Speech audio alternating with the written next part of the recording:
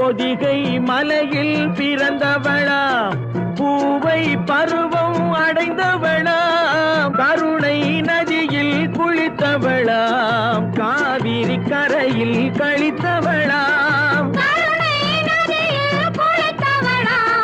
காவிரி கரையில் கழித்தவளா. ஒரு தாய் மக்கள்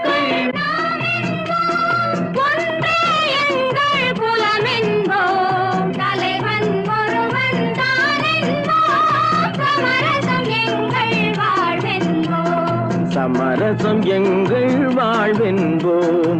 ஒரு தாய் மக்கள்